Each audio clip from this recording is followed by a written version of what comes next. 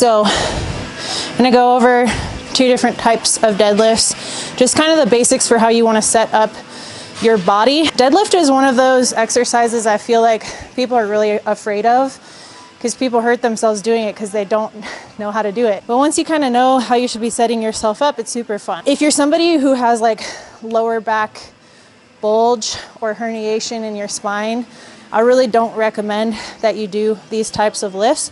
There's so many other things that you can do.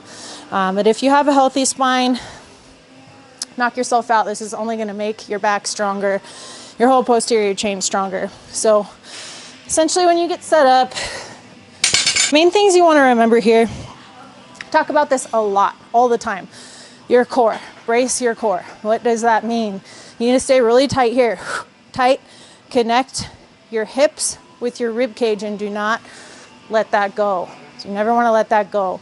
So one of the most important skills that you can develop when you're lifting weights is to control your core in anything. If you think about it, if your core goes soft, you're like a wet noodle. Like nothing is supported there. So you don't want to do that. Support your spine. You have a natural weight belt inside your body, your TVA.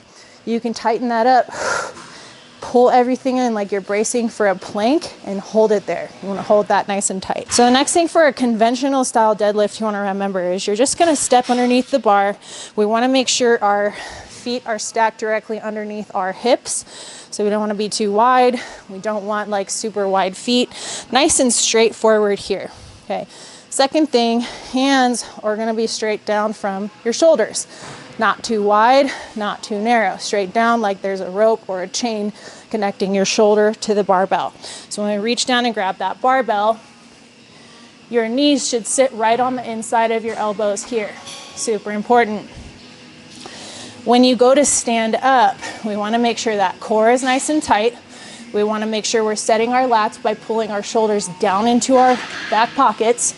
So we pull here, make sure the back's nice and flat.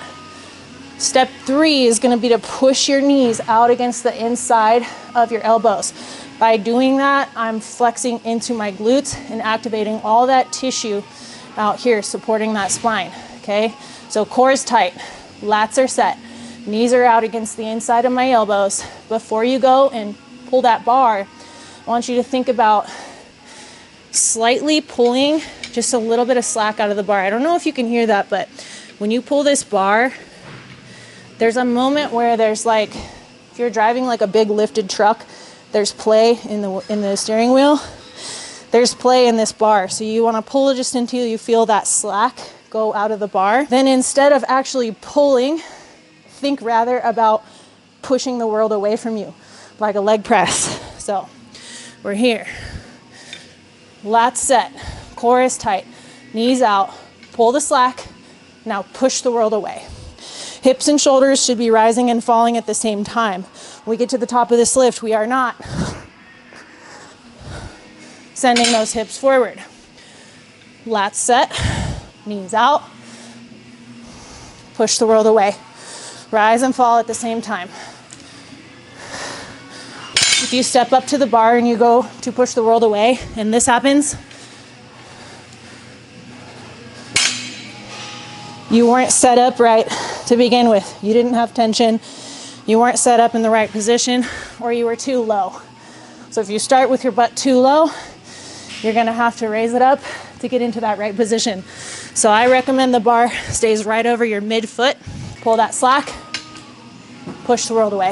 Okay, I'm dying. If you think about your feet, they're really the conduit to the ground for everything. So get out of your high-heeled sneakers. Like the people that are wearing those like Hoka shoes, I think they're called Hokas, with the big, huge like foam soles. You see people standing on those and it's like super uneven. You got to think that's translating into your ankle, into your knee, into your hip, into your spine, all the way up. Next thing you know, you wake up with a stiff neck. Get down to the ground when you're doing these things. Even when you're just walking around, you want to use your feet. So people who end up with like plantar fasciitis, it's because they don't have strong feet. So one simple thing that you can do to start to strengthen your feet is when you walk, instead of like letting your ankle bone, you see a lot of people walk around like this, arches to the floor, inside ankle bone. Keep your feet straight, keep them nice and tight, and grip here. Strong arch means high inside ankle bone, which means knees out, which means all this tissue on the outside of the leg is activated. Strong hips, strong spine. So don't be all like this when you're walking. Deadlifts. Deadlifts. Oh yeah, I forgot what I was saying, deadlifts. So with a sumo, the biggest thing I see people doing here is they get way too crazy with it. I think I pulled a muscle in my groin. Slightly outside your normal squat stance is where you need to be. So a little bit outside your normal squat stance. The reason for this is you have all your strength in a deadlift is in here, in your hips. So if you're so far out that you can't really leverage that, you're just losing efficiency here. So hands again straight down. Hands directly underneath the shoulder like a chain here. We'll want to make sure we have a very strong external rotation of these femur bones. So knees out means corkscrew out. See, strong arch, strong inside ankle bone, knee out, strong external rotation. And when you do that external rotation, you're going to feel the glutes fire. Those upper glutes are locked in. Tight core. Reach down. Pull your lats, pull your shoulders down into your hips. Pull the slack from the bar. Push the world away. Hips and shoulders rising at the same time. Remember, if this is happening, you set yourself up too far away from the bar, too close to the bar.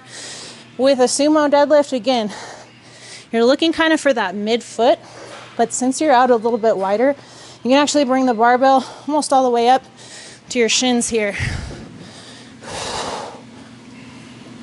Knees out, drive through the glutes.